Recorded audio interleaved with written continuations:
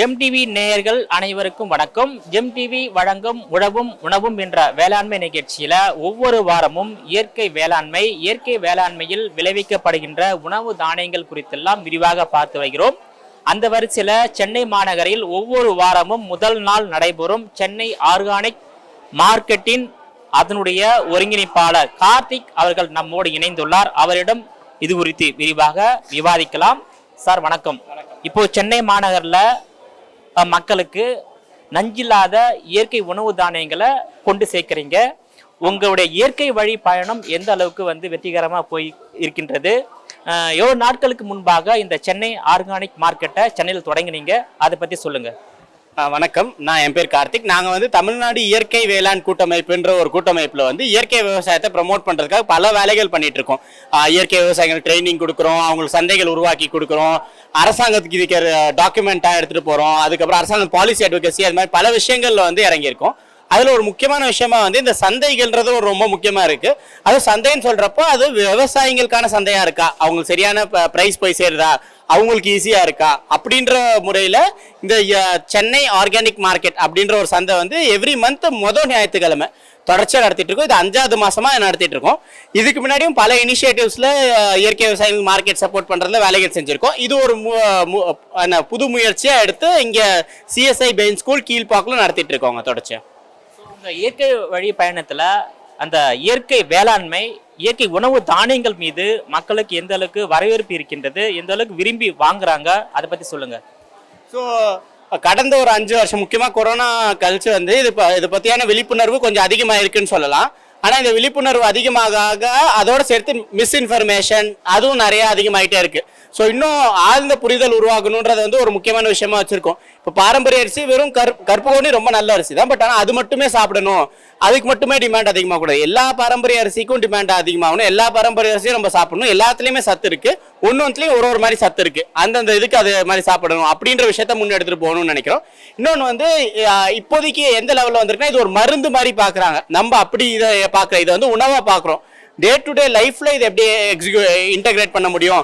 வெறும் எனக்கு உடம்பு சரியில்லை, சுகருக்கு அரிசி கொடுங்க, சுகருக்கு மில்லட்ஸ் கொடுங்க அப்படின்லாம் நம்மள்ட்ட கேட்குறப்ப நம்ம சொல்றது இது மருந்தா நம்ம இது பண்ணல. கண்டிப்பா இதுல சத்து இருக்கு, மருந்து இருக்கு, பட் இது உணவா எடுத்துக்கிட்டா அந்த பாயிண்ட் ஆஃப் வியூல தான் நம்ம சொல்றோம். டெய்லியும் இந்த அரிசி சாப்பிடுங்க, டெய்லியும் ஒரு சிறுதானியம் சாப்பிடுங்க, டெய்லியும் பாரம்பரிய காய்கறிகள் சாப்பிடுங்க, இயற்கையா விளைவிச்ச பொருட்களை சாப்பிடுங்க அப்படின்றது. உடம்பு சரியில்லாம இருந்தா மட்டும்தான் இல்லை, உடம்பு சரியில்லாம கெட்டு போறதுக்கு முன்னாடிலேருந்து இதை சாப்பிட ஆரம்பிக்கலாம், குழந்தைகள் கொடுக்கலாமே, பல விஷயங்கள் நம்ம பண்ணலாங்க. ஸோ அப்படிதான் நம்ம எடுத்துட்டு போகணும்னு நினைக்கிறோங்க. இயற்கை மீதும் இயற்கை விவசாயத்தின் மீதும் இயற்கை உணவு தானியங்கள் மீதும் இந்த தமிழ்நாட்டு மக்கள் மீதும் உங்களுக்கு ஏன் இந்த அளவுக்கு ஆர்வம் அதிகமா இருக்கு? ஸோ நான் ஒரு 6 வருஷம் முன்னாடி ஒரு கார்பரேட் கம்பெனியில் வேலை செஞ்சிருந்தேன். ஒரு முக்கியமான காலேஜில் படித்தேன், NIT ட்ரிச்சின்ற ஒரு முக்கியமான இந்தியாவிலே ஒரு பெஸ்ட் காலேஜில் படித்து கார்பரேட்டில் வேலை செஞ்சிருந்தேன். பட் அதுக்கப்புறம் சோஷியல் சார்ந்து, சமூகம் சார்ந்து இயங்கணுன்றது ஒரு முக்கியமான விஷயமா இருந்தது. முக்கியமாக காலநிலை மாற்றம்ன்ற ஒரு பெரிய பிரச்சனை இருக்குது, சமூக ஏற்றத்தாழ்வு ரொம்ப அதிகமாகிட்டே இருக்குது. இதை பற்றிலாம் இன்னும் பார்க்குறப்போ அடிப்படையே எங்கே நிற்கிதுன்னா வாழ்வாதாரத்தில் நிற்கிது. அப்போ நம்மளுக்கு இயற்கை சார்ந்து இருக்க வாழ்வாதாரங்கள் மக்களுக்கு கொடுத்துக்கிட்டே இருந்தோம்னா அப்போ இந்த என்னது சமுதாய வேற்றுமை இருக்குல்ல, எக்கனாமிக் இன்இக்வாலிட்டி, அதுவும் குறையும். என்விரான்மெண்டல் இஷ்யூஸ்லாம் இருக்குல்ல, இப்போ எவ்வளோ பொல்யூஷன் உருவாகுது, எவ்வளோ கிளைமேட் சேஞ்ச் உருவாகுது, இப்பயே சென்னையில் ஃப்ளட் ஆகிட்டு இருக்கு.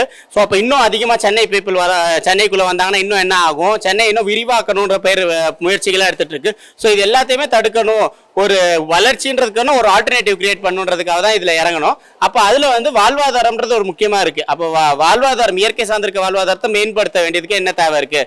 அதில் முக்கியமான பங்கா இயற்கை விவசாயம் இருக்குது. ஸோ அப்போ அதுக்கு சப்போர்ட்டாக நம்ம வேலைகள் செய்கிறோம். இதுதான் மையமாக வச்சு பண்ணுறோம். தமிழ்நாட்டில் எனக்கு இன்னும் பெரிய எழுச்சி தெரியுது மற்ற இடங்களோட. நான் நிறைய கன்ஃபார்மாக இது பண்ண நிறைய இடத்துக்கு போயிருக்கேன், பட் தமிழ்நாட்டில் ஒரு பெரிய எழுச்சி இது சார்ந்து இருக்கு. ஸோ இது சார்ந்து நிறைய போராட்டங்கள் நடத்துறாங்க மக்கள், நிறைய விஷயங்கள் சார்ந்து வேலைகள் செய்கிறாங்க.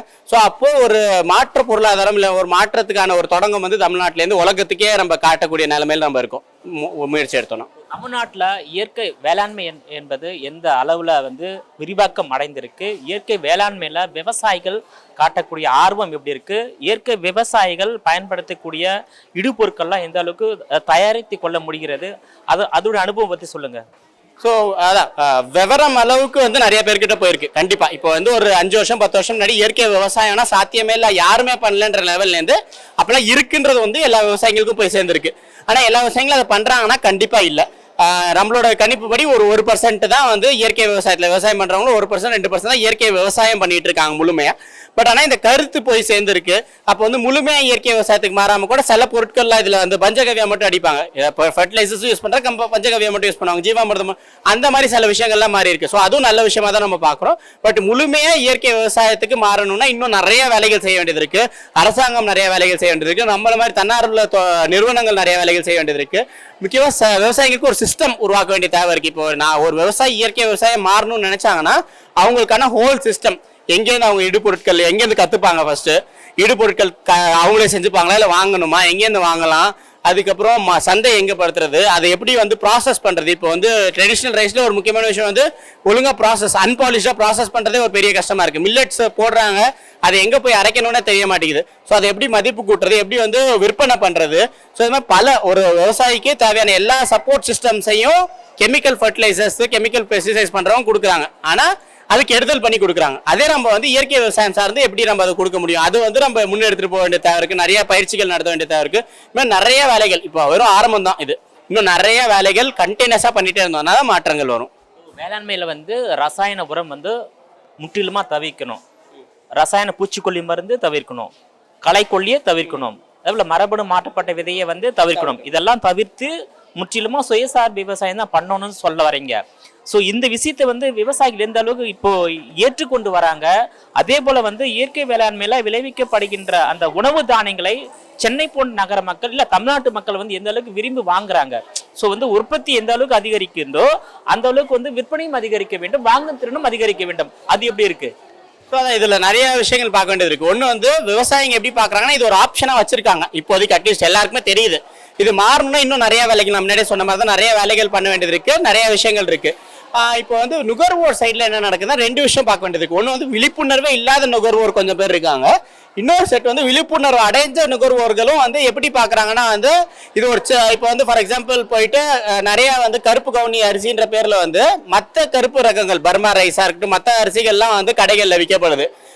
அது வந்து ஆனால் கருப்பு கவுனி நினச்சி வாங்கிக்கிறாங்க.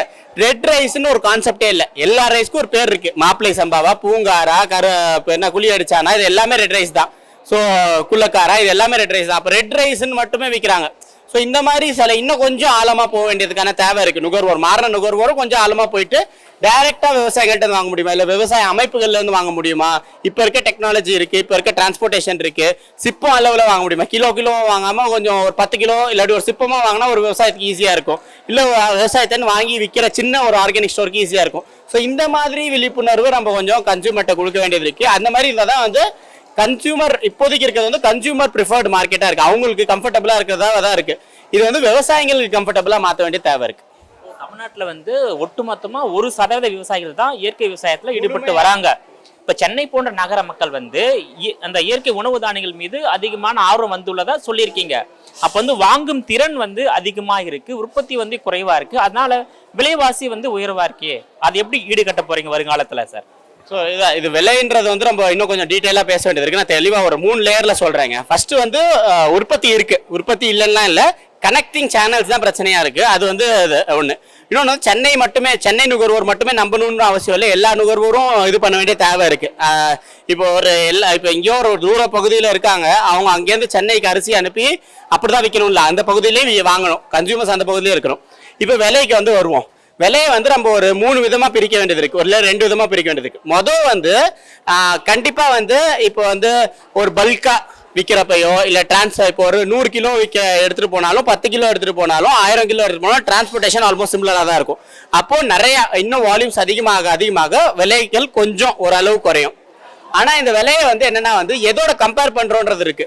இப்போ மார்க்கெட் ப்ரைஸோட கம்பேர் பண்ணுறோன்னு வச்சுக்கோங்களேன். அப்போ இருக்கிற மார்க்கெட்டே வந்து ஒரு எக்ஸ்ப்ளாய்டேட்டிவ் சுரண்டப்படக்கூடிய ஒரு மார்க்கெட்டாக இருக்குது. அப்போ வந்து விவசாயிகள்கிட்ட எவ்வளோக்கு எவ்வளோ சுரண்ட முடியுமோ அவ்வளோக்கு அவ்வளோ சுரண்டி தான் வந்து இந்த மார்க்கெட் ரன் ஆகுது. ஸோ இதையும் நம்ம பார்க்க வேண்டியது இருக்குது. அப்போ வந்து ஒரு தக்காளி நம்ம ஃபார் எக்ஸாம்பிள் நம்ம விவசாயிகளோட வேலை செய்கிறோம். தக்காளி விவசாயிகள்கிட்ட வாங்குறப்ப மினிமம் ஒரு 25 ரூபா 30 ரூபா கொடுத்து விவசாயிகள்கிட்ட ஆன் கேட்னு சொல்லுவாங்க. விவசாய தோட்டத்திலேருந்து 20 ரூபா இல்லை 25 ரூபா இல்லை 30 ரூபா கொடுத்தா தான் அவங்களால அதை சஸ்டெயினே பண்ணிக்க முடியும். ஆனால் நம்மளுக்கு வந்து அங்கேருந்து இங்கே கோயம்பேடுலேருந்து நம்ம கடைக்கே வந்து 20 ரூபாய்க்கு வருது. அப்போ நீங்கள் 20 ரூபாய்க்கு தக்காளி வேணுன்றதை கேட்டோம்னா அது வந்து அநியாயமான ஒரு சந்தை. அந்த சந்தைக்குள்ள போக முடியாது. அப்போ வந்து இவ்வளவு நாள் எப்படி இந்த சந்தை ஃபங்க்ஷன் ஆயிட்டு இருக்குன்னா, அந்த விவசாயிகளோட ரத்தத்தை வேர்வையை உறிஞ்சுதான் இந்த இது ஃபங்க்ஷன் ஆயிட்டு இருக்கு. மினிமம் சப்போர்ட் பிரைஸ்ன்னு ஒன்று சொல்லுவாங்க. அந்த பிரைஸ் போயிட்டு விவசாயிகள் போய் சேருதானா சேராது. பல பொருட்கள்ல சேர்ந்துதான் இவ்வளவு சீப்பா வந்து பொருள் விற்க முடியாது. ஸோ அப்போ அது ஒரு முக்கியமான ஃபேக்டரா இருக்கு. ஒரு ஃபேக்டர் வந்து இந்த எக்ஸ்ப்ளாய்டேஷன் ஆஃப் ஃபார்மர்ஸ் வந்து ஒரு ஃபேக்டரா இருக்கு. அது வந்து ஒரு 10-15% இருக்கும். ஓகேங்களா? இன்னொன்று வந்து இந்த ப்ராசஸ் வந்து இன்னும் அதிகமாக இன்னும் ஸ்ட்ரீம்லைன் ஆக ஒரு காஸ்ட் இருக்கு. அது குறையும். அந்த காஸ்ட் குறையும் கண்டிப்பா. இன்னும் அதிகமான பேர் வாங்குறப்ப, இன்னும் அதிகமான இது பண்றப்ப, நேரடியாக விவசாயிகள்ட்ட இருந்து வாங்குறப்போ அந்த மாதிரி பண்றப்போ அந்த காஸ்ட் குறையும். கொஞ்சம் மிடில் மேன்லாம் நிறைய இருந்தாங்கன்னா மிடில் மேனை குறைக்கலாம். அகைன் மிடில் மேனே இருக்க முடியாதுன்னு சொல்ல முடியாது. 1-2 தேவை. பட் நிறைய இருக்கவங்களுக்கு குறைக்கலாம். அடிப்பட்ட ரொம்ப கம்மி விலைக்கு வாங்குறத தவிர்த்து ஒரு சின்ன அமௌண்ட்டை குறைக்கலாம். ஆனா இப்ப இருக்க மார்க்கெட் பிரைஸுக்கு இதை கொண்டு வரணும்னா அப்போ வந்து திருப்பி விவசாயிகளோட முதுகுல குத்தி அவங்களோட கையை முறுக்கி தான் கொண்டு வர முடியும். அப்போ அந்த ஃபேர் பிரைஸ்ன்றது வந்து விவசாயிகளுக்கும் ஃபேரா இருக்கணும், கன்சியூமருக்கும் ஃபேரா இருக்கணும். வந்து வேளாண்மையில வந்து இடைத்தரகர்கள் இருக்கக்கூடாது என்பதுதான் விவசாயிகளுடைய வேண்டுகோளா இருக்கு. இப்போ இந்த இயற்கை விவசாயத்துல இந்த இடைத்தரகர் இல்லாம நேரடியா களத்திலிருந்து நேரடியா அந்த நுகர்வோருக்கு சென்று அடைகிறதா உங்க ஆர்கானிக் மார்க்கெட் மூலமாக? நம்ம மார்க்கெட்ல அப்படி பண்ணுறவங்க விவசாயிங்க தான் வராங்க, பிரதானமா விவசாயிங்க தான் வராங்க. ஆனா இது வந்து எல்லா விவசாயிகளையும் பாசிபிளா அப்படின்னு கேட்டா கண்டிப்பா இல்லைங்க. ஏதோ நான் ஒரு ட்ரைபல் இடத்துல இருக்கேன், இல்லை ஒரு மலை மேல இருக்கேன், இல்லை ஏதோ ஒரு குக்கிராமத்துல இருக்கேன், அங்கேருந்து வந்து நான் டைரக்டா எல்லாருமே வந்து நுகர்வோரை கனெக்ட் பண்ண முடியும்னா முடியாது. ஸோ அப்போ இடைத்தரகர்கள் வந்து என்ன வேலை செய்யறாங்கன்றதை பார்க்க வேண்டியது இருக்கு. அந்த வேலைக்கு ஏற்ற காசு மட்டும் அவங்களுக்கு போகுதான்றதை பார்க்க வேண்டியது இருக்கு. இதுல நடக்கிற நிறைய இடைத்தரகர்கள் இருக்கக்கூடாது. ஒருத்தவங்களும் வந்து குறையக்கூடாது. இதுதான் நம்ம பார்க்க வேண்டியது இருக்கே தவிர முழுமையா இந்தியா ஃபுல்லா இல்லை தமிழ்நாடு ஃபுல்லா இடைத்தரகர்களே இல்லாம விவசாயிகளும் நுகர்வோரும் கனெக்ட் ஆவாங்கன்னா அது ரொம்ப தூரத்துல இருக்கு. ஏன்னா வந்து இப்போ சென்னைக்கு கொண்டு வரணும்னா யார் கொண்டு வந்து விற்பாங்க ஒரு கேள்வி இருக்கு. சென்னைக்கு அங்கேருந்து வரணும், அது ஒரு கேள்வி இருக்கு. அங்கேருந்து பார்சல் சர்வீஸ் போடணும்னாவே நான் நிறைய விவசாயிகளோட பேசியிருக்கேன். 30 கிலோமீட்டர் பைக்ல கொண்டு போயிட்டு ஒரு பார்சல் சர்வீஸ்ல போட்டு பார்சல் சர்வீஸ்லேருந்து சென்னைக்கு வந்து அந்த பார்சல் வந்து ஒரு பார்சல் சர்வீஸ்ல மினிமம் 100 ரூபாய் ஆகும். அந்த இது அது யாரு கொடுப்பா? அது நுகர்வோர் கொடுக்குறாங்களா? சில டைம்ஸ் கொடுக்க மாட்டேங்கிறாங்க. இந்த மாதிரி பல பிரச்சனைகள் இருக்கு. ஒருத்தர் விவசாயம் பண்ணிட்டு ஆடு மாடு மேய்ச்சிட்டு ஆடு மாடு பார்த்துக்கிட்டு எல்லாத்தையும் பார்த்துக்கிட்டு இவ்வளோ பெரிய கஷ்டத்தையும் பண்ணணும்னா கஷ்டம். அப்போ உள்ளூர் சந்தைகள் என்ன பண்ணலாம்? உள்ளூர் சந்தைகள் உருவாக்கலாம். அங்கங்க கொஞ்சம் பொருள் ஒரு விவசாயம் இருக்கானா ஒரு 30% உள்ளூர் சந்தைகளை வித்துட்டோம். 30% யாரோ ஒருத்தவங்கள்ட்ட இருந்து ஒரு என்ன சொல்றது ஒரு வியாபாரியோ இல்லை வந்து ஒரு கடை வச்சிருக்கவங்கள்ட்ட விற்கலாம். மீதி 30% வீட்டு தெரிஞ்சவங்க அந்த மாதிரி ஃப்ரெண்ட்ஸ் அண்ட் ஃபேமிலி அப்படின்ற மாதிரி விற்கலாம். இந்த மாதிரி நம்ம வந்து கொண்டு வரணுமே தவிர முழுமையா எல்லா பொருளுமே விவசாயியை டைரக்டா நுகர்வோட்ட வாங்கணும். அதுவும் ஒரு பெரிய ஒரு இதாயிடுச்சு. நம்ம அப்படிதான் பண்றோம். ஆனா ஒரு விவசாயி வந்து பொருட்களை வந்து நேரடியாக நுகர்வோர்கிட்ட கொண்டு கொடுக்கணும், இல்ல நுகர்வோர் வந்து நேரடியாக விவசாய தொடர்பு கொண்டு பொருட்களை வாங்கணும். அப்படி நடந்தாதான் வந்து இடைத்தரகர் வந்து ஒழிக்கப்படும்.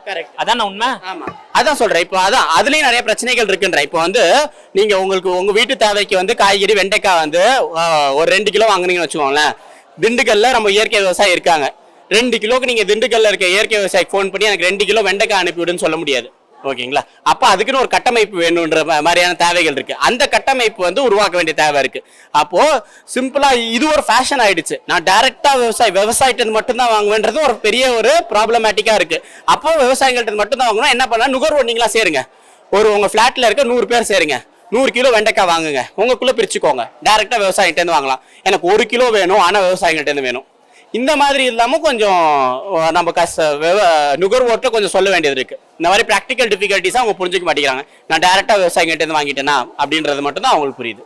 நேயர்களே, தமிழகத்தில் உள்ள விவசாயிகள் வந்து படிப்படியாக இயற்கை விவசாயத்துக்கு மாற வேண்டும். குறிப்பாக வந்து பாரம்பரிய விதைகளை கண்டெடுத்து அதனை வந்து அடையாளம் கண்டு அந்த பாரம்பரிய விதைகளை கொண்டு இயற்கை உரங்களை கொண்டு பாரம்பரிய முறையில் வந்து இயற்கை வேளாண்மை செய்து உணவு தானியங்களை உற்பத்தி செய்தால் ஆரோக்கியமான சமூகத்தை உருவாக்க முடியும் என்பதே இன்றைய காலத்தின் கட்டாயமாக உள்ளது. நேயர்களே, மீண்டும் இது போன்ற மற்றொரு உணவும் என்ற நிகழ்ச்சியில் சந்திக்கிறேன். அதுவரையில் உங்களிடமிருந்து விடைபெறுவது நான் உங்கள் விஜயபாலன்.